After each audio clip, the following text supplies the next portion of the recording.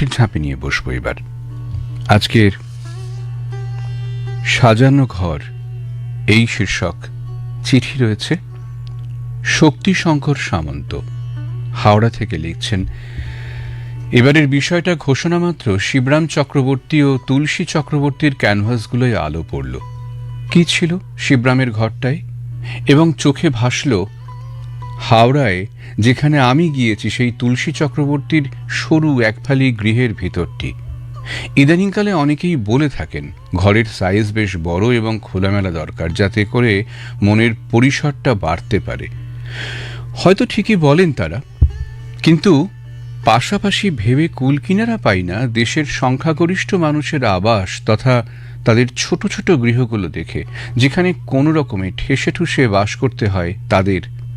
বলুন তো, তাদের মনগুলো কি ছোট বড় নয়? আমার কিন্তু মনে হয় তারা অনেক শিক্ষিত এবং প্রতিষ্ঠিত খোলামেলা পরিবেশে থাকা মানুষগুলোর চেয়েও অনেক অনেক পবিত্র। এই মানুষগুলোর কাছ থেকে আমরা কত কিছু শিখে নিতে পারি।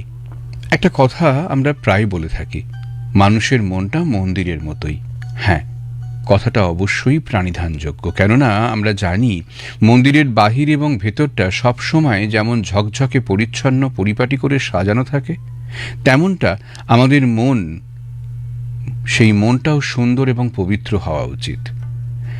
আমরা যদি বৃহৎ মাপের সাজানো গোছানো গৃহে থেকেও দিনরাত পরচর্চা পরনিন্দা করে সময় কাটিয়ে দিই, কিংবা অপরিসীম লোভ হিংসার আবহ থেকে নিজেদেরকে দূরে সরাতে না পারি এবং প্রতিদিন সারাটাক্ষণ কেবল সঙ্গভাসে আঙুল ছুঁয়ে পৃথিবীর লাবণ্যভরা সৌন্দর্য অবলোকন করার ব্যর্থ চেষ্টা চালিয়ে যাই দিনভর, তবে কেমন করে আমাদের হৃদয় প্রসারিত হবে বলুন তো প্রিয় বন্ধুরা?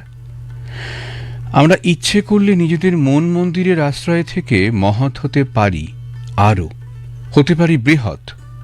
মনুষ্যত্ব ও মূল্যবোধের শক্তি অর্জন করে একক থেকে সমষ্টিতে রূপান্তর ঘটাতে পারি নিজেদেরই। প্রয়োজন কি নামি দামি আসবাবের? হৃদয়ে মণিমুক্ত যখন আছে তা দিয়েই গেঁথে ফেলা যাবে জীবনের আশ্চর্য সব অলঙ্কার। আর তখনই মানুষ গেয়ে উঠবে, দিন রজনী কত অমৃত রস উথলি যায় অনন্ত গগনে, চারিদিকে দেখো চাহি হৃদয় প্রসারী। শক্তিশঙ্কর সামন্ত, ধারসা, হাওড়া।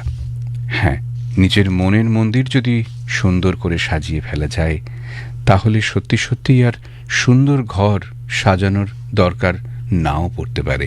পরের চিঠি লিখছেন ডক্টর উত্তরা মাইতি, কলকাতা থেকে লিখছেন। আদি অনন্তকাল সৌন্দর্যের পূজারী মানুষের মন কত কি যে খুঁজে বেড়ায়। মায়াবী আলোয় সৌন্দর্যের ডালি নিয়ে বসে থাকা রহস্যে ঘেরা হিমাচলের কাসল অবগুণ্ঠিতা বধূর মতো কখন যেন নিজেকে আড়াল করে মুখ লুকোয়। সেখানে অবাধ প্রকৃতির রাজ্যে 2-3 দিনের অবকাশ বড় মনোরম ছিল। পাইন কাঠের আসবাবে ঘরটি সাজানো ছিল। প্রাকৃতিক রাজ্যে প্রকৃতির উপকরণগুলি এত নজর কাড়া ছিল। অবশ্য এই ঘর সাজানো যেন বাহুল্য মনে হবে যদি প্রকৃতির রাজ্যে একবার চোখ মেলা না যায়। বারান্দা দিয়ে নিচে তাকালে খরস্রোতা পার্বতী নদী ভয়ঙ্কর শব্দ করে বয়ে চলেছে। উদ্ধত পাইন দেবদারু গাছের ফাঁক দিয়ে সকালবেলা রোদের উঁকিঝুঁকি এক মায়াবী পরিবেশ রচনা করেছে। আবার বিকেলে কখন যেন পাহাড়ের কোলে টুপ করে সূর্যদেব ডুব দেন। কনকনে ঠান্ডায় প্রকৃতিরানী পেলব ম্লান মুখে নিদ্রামগ্ন হন। হিমালয় পর্বত তার বরফে ঢাকা শৃঙ্গগুলি নিয়ে স্বমহিমায় দণ্ডায়মান। মাথার ওপর উদার নীলাকাশ, সৌন্দর্যের দৃশ্যমানতা সূর্যদেবের দাক্ষিণ্যের দ্বারা সীমায়িত। যত দূর দৃষ্টি প্রসারিত শুধু নীল সবুজ সাদা রঙের বিচিত্র ক্যানভাস। বাইরের প্রকৃতির যে অপার সৌন্দর্য ও তার রহস্যে ঘেরা রূপ দেখে মনে হলো এ যে অন্তর দিয়ে উপলব্ধি করার বিষয়। প্রকৃতির অসীমতার মধ্যে নিজের অস্তিত্ব খুঁজে নিতে হবে নীরবে, একাকী। আর থেকে যায় বিশ্ব চরাচরে আমরা কত ক্ষুদ্র অসহায় এই বোধ। হিমশীতল ঠান্ডায় প্রকৃতির এই অপার বৃহত্তম সাজানো ঘরে কখন যেন নিজের মধ্যে থেমে যাওয়া চুপ কথারা বেরিয়ে আসতে চায়। প্রকৃতির সঙ্গে অন্তরের সত্তার মেলবন্ধনের এই ক্ষণটি যেন বলে দিয়ে যায়, তোমায় আমায় মিলন হবে বলে আলোয় আকাশ ভরা।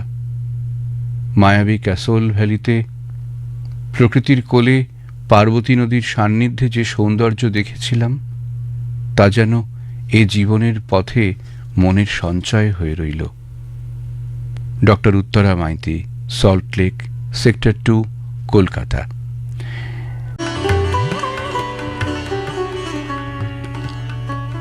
ডক্টর সুদেব মাল হুগলি থেকে লিখছেন, আজ যখন ভালোবাসা নিয়ে প্রতিটা মুহূর্তে চলে আমাদের কাটাছেঁড়া, তখন তুমি সাজানো ঘরের স্বপ্ন দেখাও, উস্কে দাও বহ্নিতাপ। আজ প্রেমও যখন হিংসা আনে, ধিকে ধিকে জ্বলতে থাকে তার নিষ্ঠুরতা, তখন কি হবে ঘর সাজিয়ে? অভিনেতা সেজে নাটক করে? ঘরের চৌকাঠেই যদি ঘুণ ধরে, তবে কি মখমলের চাদর, রংচঙে পর্দা দিয়ে সেই ঘরের দারিদ্র্য গোপন করা যায়? অপরের সাজানো ঘরে উঁকি মেরে মিথ্যে আভিজাত্যের ঢঙে ঘর সাজানো তাই বৃথা। নকল পোশাক পরা যাত্রার রাজা হওয়ার চেয়ে আসল মানুষের দামই অনেক বেশি। মলাট ছেঁড়া বই, ভাঙা পেন, বাসি ফুল, নব ভাঙা রেডিও, ঢাউস টেলিভিশন, হাতল ভাঙা চেয়ার, রংচাটা টেবিল আর দেওয়ালে টাঙানো পোকাধরা একখানা ছবি আমার ভালো লাগে। আর যাই হোক, এগুলো নোংরা তো নয়, এগুলিই আমার ঘর সাজায়, কখনো বা মাতায়ও আমাকে। জানলা দিয়ে এ ঘরে রোদও আসে, চোখে পড়ে মরচে পড়া জানলায় গরাদজোড়া রঙিন সূক্ষ্ম মাকড়সার জাল, যেন এক অদৃশ্য মায়াজাল রচনা করেছে। আমাদের জীবনও বোধহয় এমনই, কার সঙ্গে কখন যে মায়াজাল রচিত হয় বোঝা যায় না। অদৃশ্য জাল যখন ছিন্ন হয়, তখন বুঝি বেদনার গভীরতা। ভাবি তখন ঘরের তিনখানা কড়িকাঠের দিকে তাকিয়ে, জীবনে কি করলাম? এ যেন অভিশপ্ত নিরানন্দ অতীত। হতাশার নিঃশ্বাসে চার দেওয়ালে ধরেছে নোনা, আর ওই প্রকার জটিল পথে কড়িকাঠ হয়েছে ফাঁপা। তাই প্রেমহীন খর্ব সংসারে মিছে মিছে বনসাই দিয়ে ঘর সাজিয়ে কি লাভ? বিদ্রুপস্বরে বনসাই বলে, আমাদের ছোট করে তোমরা শুধুই সাজানো ঘরে বড়াই করো। শুনেছ কি আমাদের বামন হওয়ার কান্না, হৃদয় সেঁচা হাহাকার?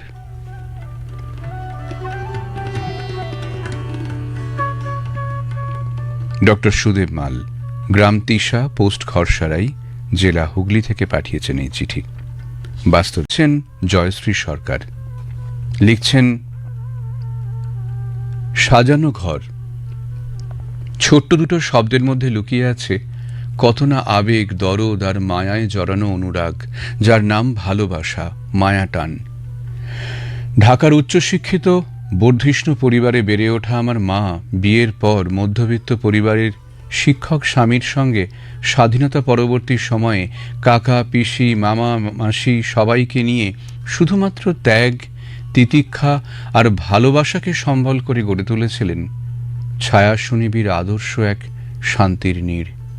আপন মনের মাধুরী মিশিয়ে সাজিয়ে তোলা সে ঘর, যেখানে অতি সাধারণ যাপনের পাশাপাশি রবীন্দ্রনাথ, নজরুল, জীবনানন্দ প্রমুখের ছবির সাথে মনের অন্দরমহলে হাঁটাচলা করত গীতবিতান, সঞ্চয়িতা, সঞ্চিতা, রূপসী বাংলার থেকে শুরু করে আরও কত শত অক্ষর পিরামিড। মা বলতো, ওরে, ঘর সাজানোর জন্য সবসময় অর্থই জরুরি নয়, প্রয়োজন ইচ্ছে, স্বপ্ন পূরণের ইচ্ছে আর চেষ্টা। গরিব ঘরের সাজানো জীর্ণ গালিচায় মালিন্য থাকে না, থাকে আন্তরিকতা আর অনুরাগের আলো, যে আলোয় অন্ধকার সাঁতরে মনের ঘরটা উজ্জ্বল হয়ে ওঠে। আমরা প্রত্যেকেই যদি মনের ঘরটাকে সততা, নিষ্ঠা, ত্যাগ, মমতা, সেবা পরায়ণতা, পরার্থপরতা, আন্তরিকতা দিয়ে সাজাই, তাহলে বসুন্ধরা নামক ঘরটা স্নিগ্ধ, সুন্দর, পবিত্র হয়ে ওঠে। সেখানে মিথ্যে অহংকার, হিংসা, দেশ, দ্বন্দ্ব, স্বার্থপরতার আগাছাগুলো আপনিই উপড়ে যাবে, যেখানে বাঁচবে সবাই রাজার মতো। আসুন, সবার সমবেত প্রয়াসে মনের পবিত্রতা দিয়ে সবুজে শ্যামলে ভরিয়ে দূষণমুক্ত বসুন্ধরা নামক ঘরটিকে সাজিয়ে প্রাণ খুলে সবাইকে স্বাগত জানাই।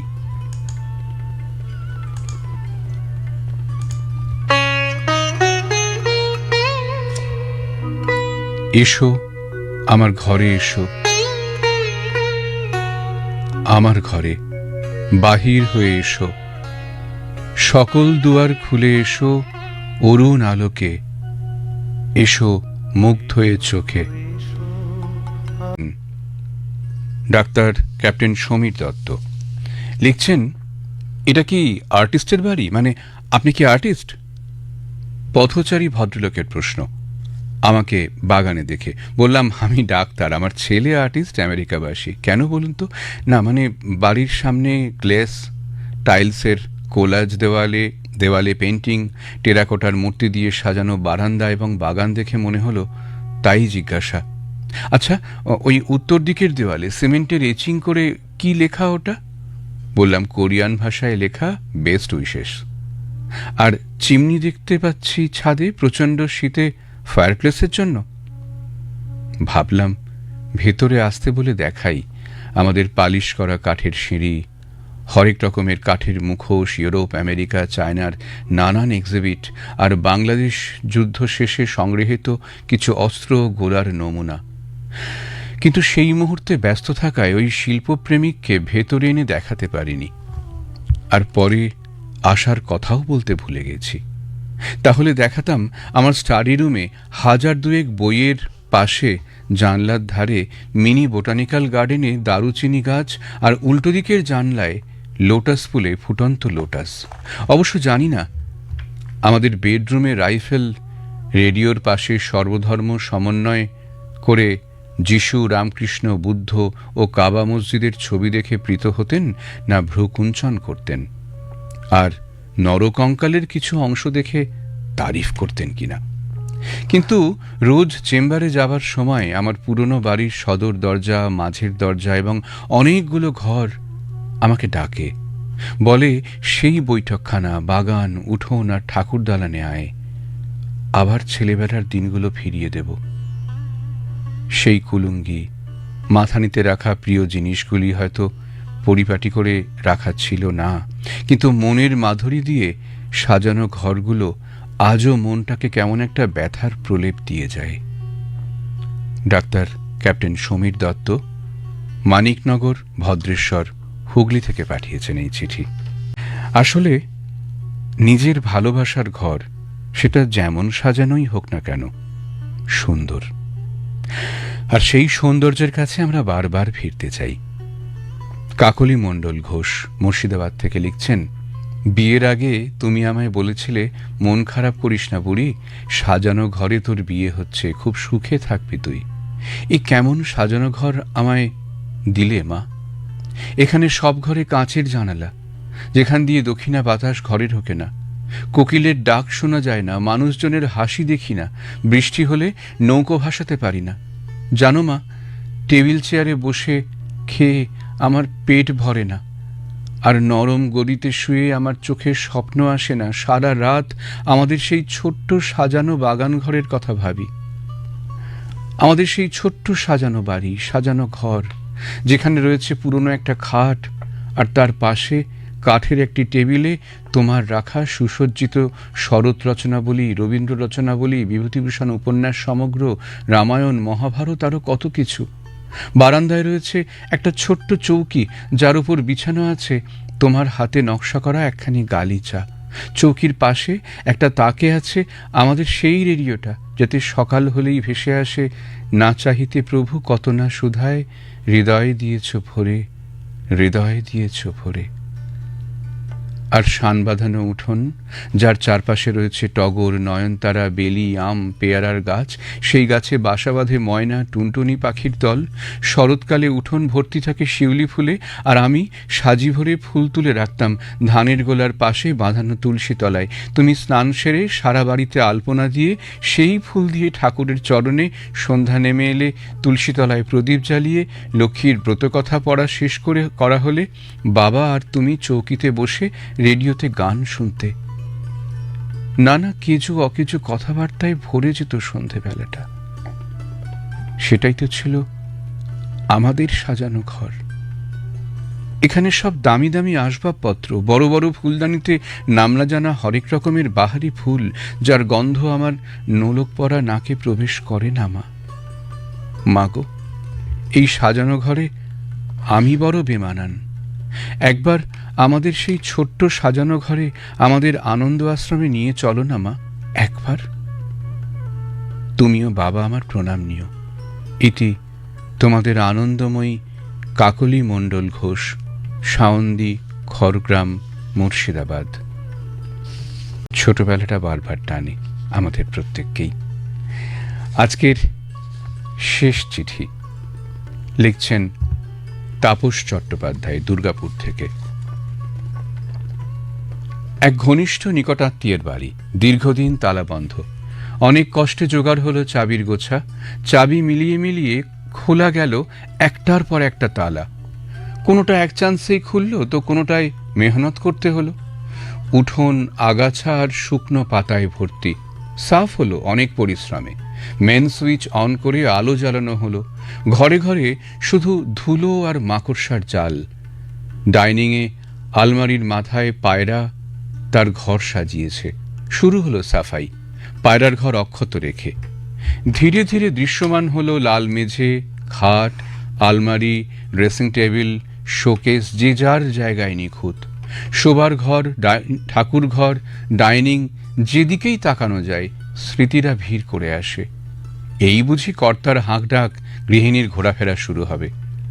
মানুষই পারে এমন ঘর বানাতে, ঘর সাজাতে, যা এক প্রজন্ম থেকে অন্য প্রজন্মে হস্তান্তরিত হয়। আবার দেখি ছোট্ট বাবুই পাখি ঠোঁটের সাহায্যে কি অপরূপ বাসা বানায় সামান্য ঘাস কুটো দিয়ে। পুরুষ বাবুই সেই বাসা বানায়, আর স্ত্রী বাবুই সেই বাসা পছন্দ করে। পছন্দ হলে তবে জোর বাঁধে, ডিম পারে। অথচ এই বাসার মেয়াদ অল্প দিনের। বছর ঘুরতেই পুরনো বাসা ত্যাগ করে। এত মেহনত, এত শিল্প সাধন, কোনো পিছুটান নেই। পরিশেষে বলি, প্রকৃতি আপন খেয়ালে এই পৃথিবীকে সাজায়, আবার দুর্যোগে তছনছ হয়, আবার সেজে ওঠে। কিন্তু মানুষ তার উন্নত মস্তিষ্কের অপপ্রয়োগ করে একমুখী ক্ষতি করে চলেছে সাজানো পৃথিবীর, যার ক্ষতিপূরণ হবে না। এই ক্ষতি রুখতেই হবে। তাপস চট্টোপাধ্যায়, 4/7 টেগর প্লেস, দুর্গাপুর 4 থেকে পাঠিয়েছেন এই চিঠি।